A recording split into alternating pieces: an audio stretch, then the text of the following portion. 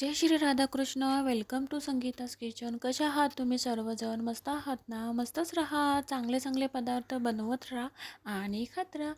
तर आज मी छान अशी बीटरूटची सूपची रेसिपी आज तुमच्यासोबत शेअर करणार आहे.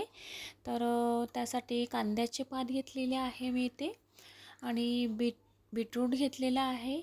लसूणच्या पाकळ्या देखील इथे मी घेतलेल्या आहेत आणि आपल्याला लागणार आहे गाजर आणि टोमॅटो.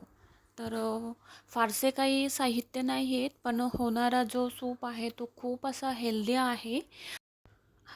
अशा प्रकारचे सूप तुम्ही वेगवेगळ्या भाज्या वापरून देखील बनवू शकता. मिक्स भाज्यांचे देखील तुम्ही अशा प्रकारचे सूप बनवू शकता.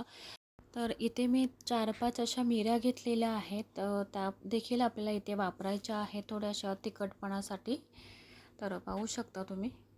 हे सूप बनवायला तर इझी आहेतच, पण त्यामुळे मिळणारे जे फायदे आहेत आपल्या आरोग्याला ते खूप सारे आहेत. त्यामुळे नेहमी अशा प्रकारचे सूप तुम्ही घेत जा.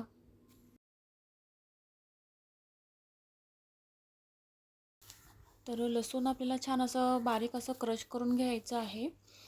2च अशा मोठ्या अशा पाकळ्या मी लसूणच्या घेतलेल्या आहेत, तर ते आपल्याला फोडणीसाठी लागणार आहे. तर ह्या सगळ्या भाज्या आपल्याला मीडियम आकारामध्ये अशा कट करून घ्यायच्या आहेत.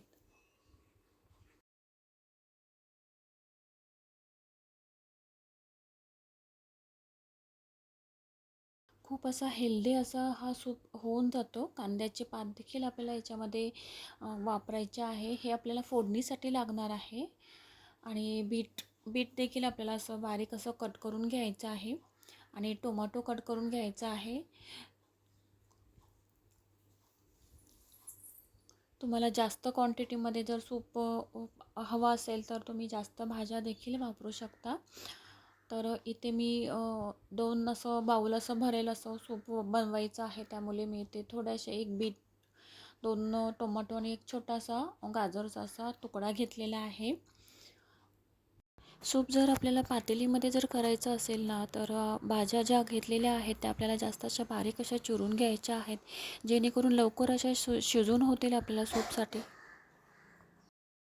कढईमध्ये 1 ग्लास आपल्याला फक्त असं पाणी टाकून घ्यायचं आहे आणि टोमॅटो, गाजर आपण ज्या भाज्या घेतलेल्या आहेत त्या आपण याच्यामध्ये टाकून घ्यायच्या आहेत सगळ्या. तुम्ही एक्स्ट्रा भाज्या देखील याच्यामध्ये टाकू शकता आणि त्याच्यातच पाण्यातच मी 2-3 मिरी अशी टाकून घेतलेली आहे.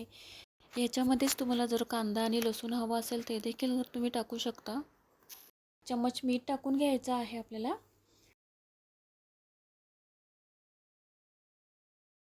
20 मिनिटासाठी तरी आपल्याला छान असं उकळून घ्यायच्या आहेत भाज्या याच्यामध्ये.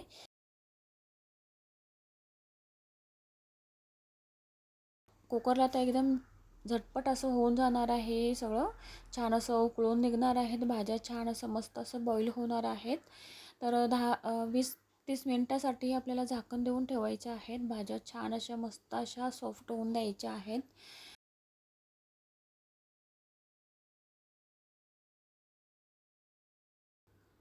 तर पाहू शकता 20 मिनटे अशी झालेले आहेत आणि भाज्या छान अशा सॉफ्ट झालेल्या आहेत. सगळ्या आपण जे काही याच्यामध्ये टाकून घेतलेल्या आहेत त्या सगळ्या भाज्या मस्त अशा सॉफ्ट झालेल्या आहेत. तर एका स्ट्रेनरमध्ये टाकून घेऊया आपण.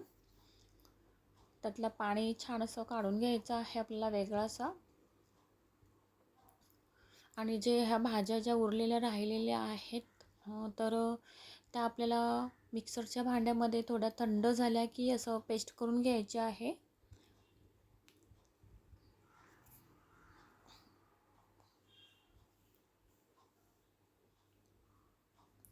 थोडासा मिक्सरच्या भांड्यामध्ये फिरवून घ्यायच्या आहे त्या भाज्या आपल्याला.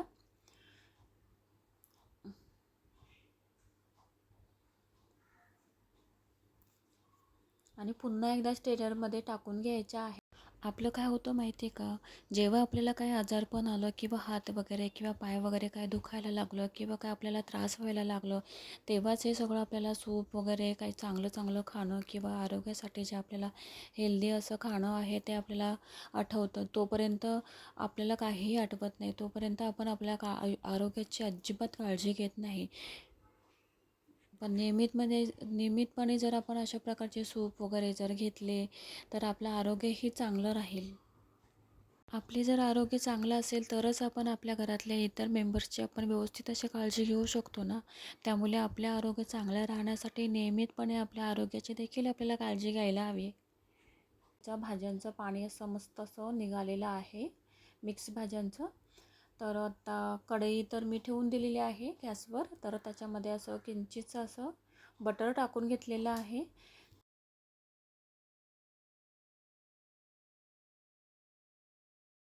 बटर छान असं मस्त असं मेल्ट झालेलं आहे. तर आपण बारीक असं क्रश करून घेतलेलं लसूण टाकून घेऊया त्याच्यामध्ये. आणि कांद्याची पात देखील आपण छान अशी बारीक चिरून घेतलेली आहे, ती देखील याच्यामध्ये मस्त अशी टाकून घ्यायची आहे. आणि मस्त छान असं परतून घ्यायचं आहे आपल्याला व्यवस्थित. तर भाज्यांचं जे आपण पाणी जे काढून घेतलेलं आहे सगळं ते टाकून घ्यायचं आहे याच्यामध्ये. सूप बनायला फारसा असा वेळ लागत नाही, झटपट असा होणारा हा सूप आहे, त्यामुळे तुम्ही नक्कीच ट्राय करा. थोडेसे उकळी येऊन द्यायचे आहे की मग झालं आपलं छान असं मस्त असं हेल्दी असं बीटरूटचा सूप असा रेडी होतो.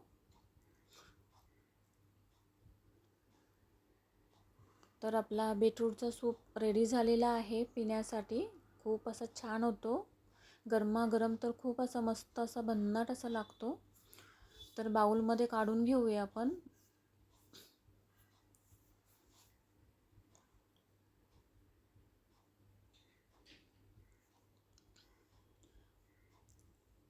मी बीटरूटच्या सूपचा शॉर्ट व्हिडिओ देखील बनवलेला आहे, तर आता लॉंग व्हिडिओ देखील मी आत्ता बनवलेला आहे. आणि माझा हा बीटरूट सूपचं रेसिपी किंवा व्हिडिओ जर तुम्हाला आवडला असेल तर तुम्ही तर नक्कीच ट्राय करा. आणि व्हिडिओ जर माझा आवडला असेल तर लाईक करा, शेअर करा, सबस्क्राईब करा. बाय बाय, भेटूया पुढच्या रेसिपीमध्ये.